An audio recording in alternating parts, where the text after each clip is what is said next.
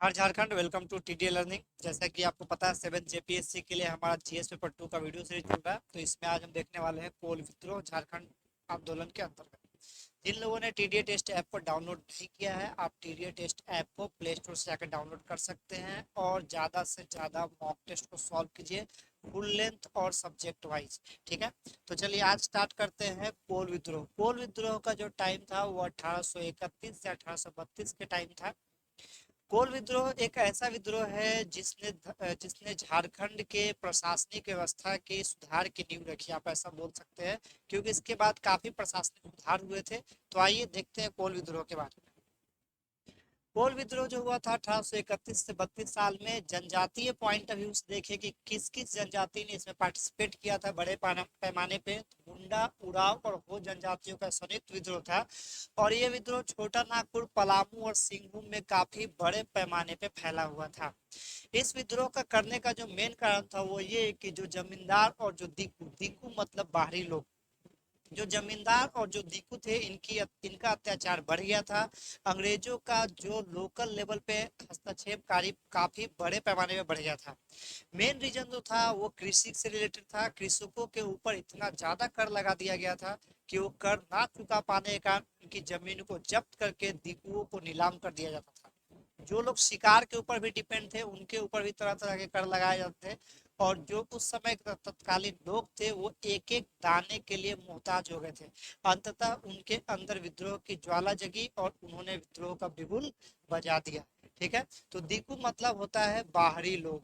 ठीक है, बाहरी लोग, कृषकों के ऊपर अत्याचार, किसानों, शिकार पर निर्भर लोग और अंग्रेजों का बढ़ता हस्तक्षेप, ये उस समय का तत्कालीन कारण था जिसके कारण से आपका कोल विद्रोह हुआ था।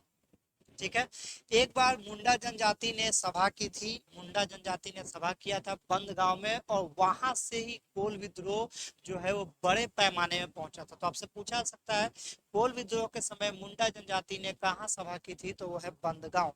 और यहाँ सभा के बाद काफी बड़े पैमाने पे कोल विद्रोह फैलता चला गया।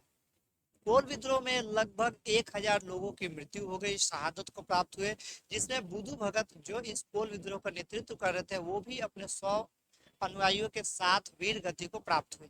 काफी बड़े पैमाने पे हताहत होने के बाद फाइनली अंग्रेजों ने सोचा कि अब लड़ाई करके फायदा नहीं है, कुछ प्रशासनिक सुधार की ओर बढ़ा जाए, कुछ न्यायिक सुधार की ओर बढ़ा जाए और कुछ चीजों को क्या बोलते हैं ट्रांसपेरेंट किया जाए, ताकि जो लोकल लोग है वो हमारे साथ जुड़ सके, हमारे अगेंस्ट ना जाए। ठीक है, तो इनके जो नेता थे बुधू भगत थे, जो अपने 100 अनुयायियों के साथ अनुयायियों के साथ वीर गति को प्राप्त हुए थे। और इनकी मौत के बाद सिंध राय और सूर्य मुंडा, इन लोगों ने मोर्चा संभाला, इस आंदोलन को तेज धार दिया।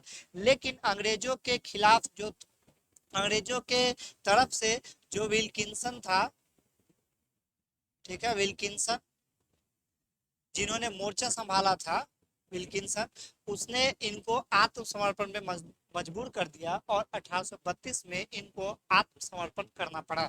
ठीक है, चलिए, यहाँ पे दो टर्म लिखा हुआ, एक है बेगार और एक है कहार, जो इसमें यूज होता है। बेगार का मीनिंग वो होता है कि हमने सब कुछ आपका हड़प लिया और हम आपको अपने यहाँ काम पे रखे हुए हैं और आपको पैसा भी नहीं दे रहे हैं, आप दाने दाना के लिए मोहताज हो रहे हो, तरफ तरफ के मर रहे हैं, तो होता है बेगार, कोई पैसा ना दे के काम कराना। देन होता है कहार, जो उस समय के दीकू थे और जमींदार थे, वो खुद पालकी में बैठते थे और इनसे कहार का काम कराते थे। कहार का मीनिंग वो होता है जो लोग पालकी उठाते हैं, जो लोग डोली उठाते हैं। आपने देखा होगा गांव में, फिल्म में भी देखा होगा कि जो डोली उठाते हैं आगे और पीछे पकड़ते हैं, उनको कहार कहा जाता है। ठीक है, फिर आता है ये आपका, ये हो गया, यहाँ तक विद्रोह हुआ, इनकी मौत हो गई और इन लोगों ने समर्पण कर दिया। फिर अंग्रेजों ने सोचा कि अब लड़ाई झगड़ा करके फायदा नहीं है, काफी बड़े पैमाने पर लोगों की मृत्यु हो रही है, तो एक सुधार किया जाए, यानी कुछ प्रशासनिक सुधार किया जाए। तो इस आंदोलन का परिणाम ये हुआ कि बेहतर न्याय व्यवस्था एवं पारदर्शी कानून के लिए अंग्रेज सरकार कटिबद्ध हो गई। उन्होंने डिसाइड कर लिया कि अब हमें कानून व्यवस्था को सुधारना है। पहले जो था, इन क्षेत्रों में बंगाल का बना हुआ कानून ही लागू होता था। बाद में इस कानून को हटा दिया गया और एक इसके रेगुलेशन 13 लाया गया। ठीक है, मतलब बंगाल के कानून को हटा के रेगुलेशन 13 लाया गया, जिसके तहत रामगढ़ जिला का विभाजन कर दिया गया। तो इन चीजों का आप ध्यान रखिएगा। रामगढ़ जिला यानी खूंटी सहित संपूर्ण रांची, गुमला, लोहरदगा, सिमडेगा जिला। समझे बात को? तो रामगढ़ जिला का विभाजन कर दिया गया। उसके बाद नए प्रशासनिक क्षेत्र का गठन किया गया। तो नए प्रशासनिक क्षेत्र में 3 क्षेत्र का गठन किया गया। पहला था जंगल महाल, ट्रिब्यूटरी महाल, और एक था नॉन रेगुलेशन प्रांत। नॉन रेगुलेशन प्रांत, इस नॉन रेगुलेशन प्रांत को साउथ वेस्ट फ्रंटियर एजेंसी के नाम से भी जाना जाता है।